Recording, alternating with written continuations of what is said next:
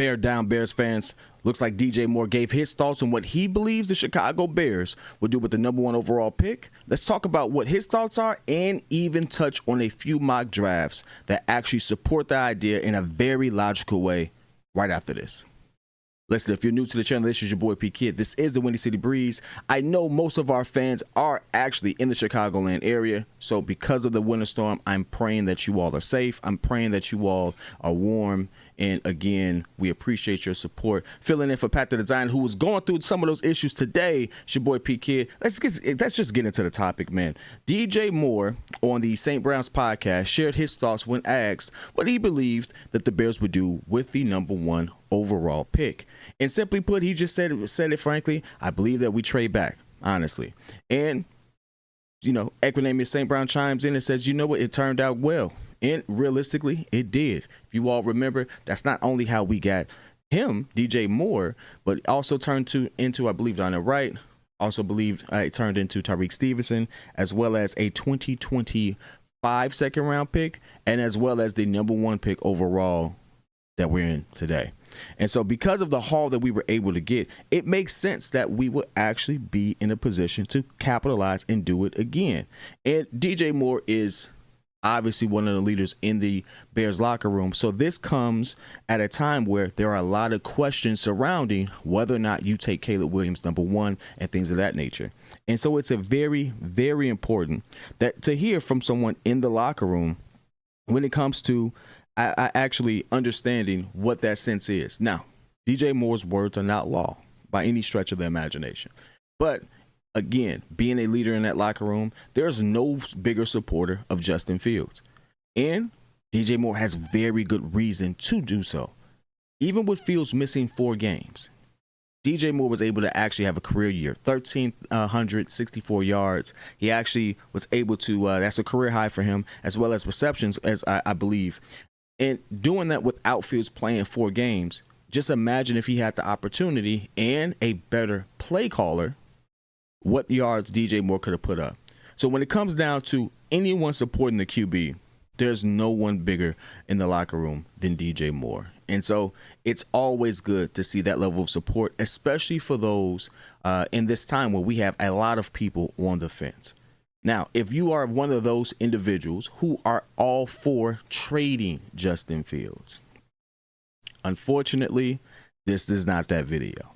But I will say this. Ryan Poles himself has said he is open to both sides. He is open to the thought, and he has not necessarily ruled that out. And he's going into this with a clear in mind, an open mind. And that's very important for 2 reasons.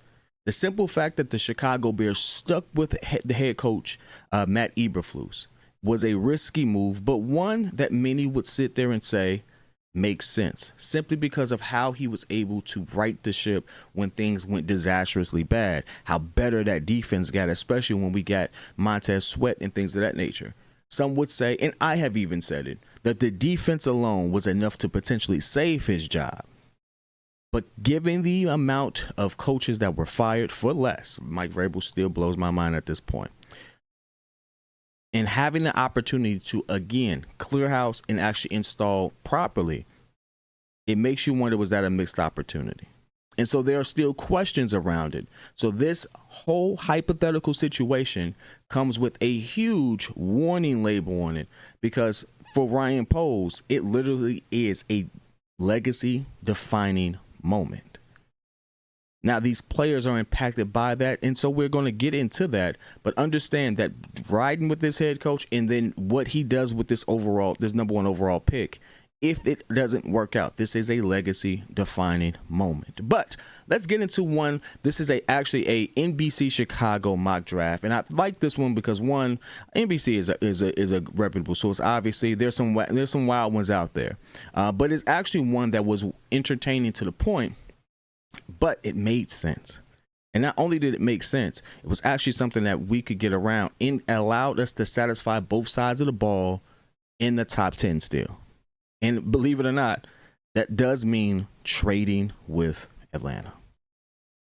And now I know some of you all are going to say, trading with Atlanta, what does that mean? We're getting rid of Justin Fields. No, actually, this is, in this mock draft, this is Atlanta trading up to get Caleb Williams. And that's a thought, considering that they absolutely need a receiver. They've gotten rid of Arthur Smith, who, for some odd reason, just has really good young talent that he just used in a very piss poor way. I have no idea what was going on. But considering where they are and how they are trying to rebuild and retool a couple of things, this is actually a move that makes sense. They need their quarterback. In fact, their defense was good. They were a quarterback away from being really big, heavy hitters and having a real solid playoff run or playoff contending run.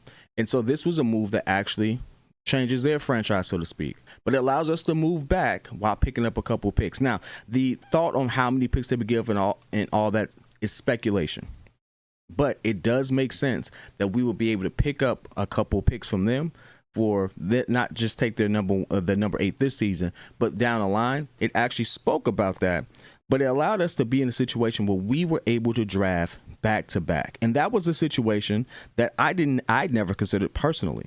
And in fact, NBC has it as this. They have it as this. Hold on one second. Yep. Needing to win soon. They would trade that pick. And again, they don't go really in depth as to how many picks it would be, but they said that they would actually go in heavy for that. Now, again, I know, very ambiguous. A lot of these mock drafts are kind of, if we're being honest, simply because no one actually really knows. But the idea of a team needing a quarterback, trading up, makes all the sense in the world. And in this scenario, it actually serves the Chicago Bears a good purpose if you are of the ilk of keeping Justin Fields. Here's a caveat to that, though. That means you don't get MHJ. And I am of and have always been of the ilk to say that when you have the opportunity to get the best at a position that you need, you get the best.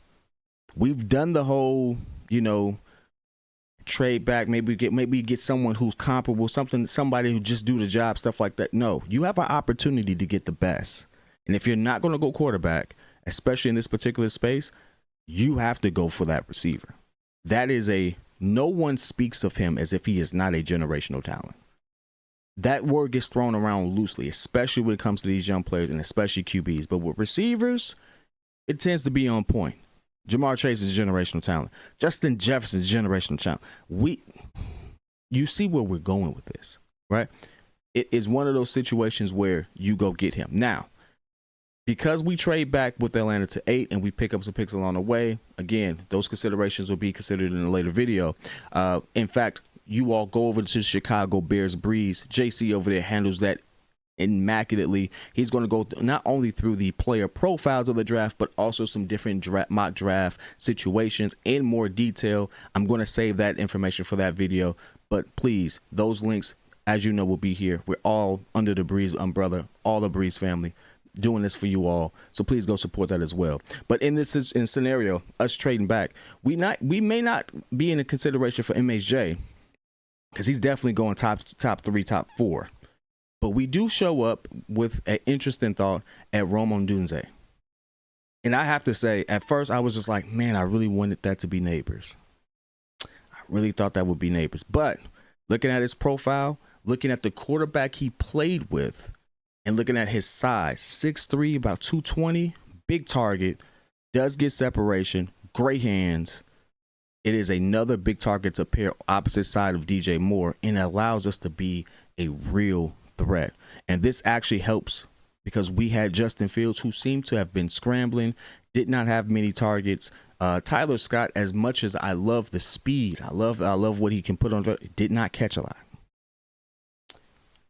Rome Odunze catches the ball. Now, again, that's the collegiate level. We have to see how that translates to the pros. However, the profile is there, and he comes with what I like to throw out, pedigree. He has great tape. He is a stud. If Tyler Scott and him were in the same draft, he would still be chosen above him. We had Darnell Moore, who unfortunately, production fell off a cliff because Tyler Scott was taking those reps, and we saw how that turned out. So to get him a legitimate weapon on that other side allows us to, one, do what I've always said. If we're going to sit here and actually build around Fields, you get him some weapons, you get him some people to throw to. You obviously have to get an offensive coordinator that schemes it open, and all of that absolutely matters. You have to get him some protection on the front line. But even with the protection on the front line, you got to give him a way to throw. You got to give him somebody to throw to outside of DJ Moore. And doing this does that. However, with us having our own pick at the number 9, this pairs uniquely with the situation where we can actually pick up edge rusher from UCLA. And I laughed because I looked at the tape before I did this video. That dude's a monster. Liatu Latu. I hope I pronounced his name right. Forgive me if I didn't. But that kid is a dog. 2023 Pac-12 Defensive Player of the Year, 21 and a half sacks, if I'm not mistaken, coming in at 6'4", about 260. 21 and a half, I said 21 and a half tackles, 13 sacks. If I said that backwards, forgive me. But at the end of the day, that dude comes in with Jesus, go watch that tape. That tape will make you a fan. He put out clean tape. He was a beast. And you know what? This allows Ryan Poles the opportunity. And this is why I really like this particular mock draft, because it was very realistic in my opinion. There were some mock drafts out there that had us still getting MHJ after trading back and somehow still keeping up. That didn't seem very realistic for the situation, especially because of how highly touted MHJ was. It didn't seem very realistic for that. But this one does. Do we get MHJ? No. But we do get another big target, a top 10 overall quality athlete who can actually make plays. Pairing on Doomsday with, if you all looked, Michael Penix is actually his quarterback. He actually was the individual who I thought, if the Bears traded or if they decided to actually draft a QB somewhere later in this particular draft, that Penix would be the person that they draft. He has good tape, has a very Justin-esque style, and has a nice deep ball, pretty deep ball. This type of QB, ultimately, again, like I said, Justin Fields-esque, that receiver pairing with Justin Fields seems like a match made in heaven. It actually seems like something that will work out. This edge rusher, Latu, gives us the pressure that we need on the other end, especially considering the fact that, our defense was already clicking toward the later end. Given our last outing against Green Bay, you would have liked to see more pressure on Jordan Love. I think this helps in that regard. Obviously, have to see how it translates to the pros, but this type of talent, what he's put on tape, immaculate. I love it. And I love it for the simple fact that, again, and if I've already stated this, I apologize, but it allows, again, Ryan Poles to address both sides of the field without leaning too far to the left or to the right. I've criticized Poles for how he's drafted in the past, especially because I saw that he went defense twice when he had the opportunity to get a receiver to pair with Justin Fields, and he didn't. I've criticized him for that move, and then all of a sudden we get Velus Jones and things of that nature, who we see how that worked out. So this is an opportunity for us to really see Ryan Poles cook on a different level than we've seen him before. He's already pulled off one of the biggest fleeces in NFL history, in my opinion. All right, one of top 5 if you want to count. But what did we get out of it? What is it turning into? How is it managed? The players, this has to equate to wins. This has to equate to us actually moving forward. And I think this mock draft actually does it. Now, it does go on to mention what we do with our other picks.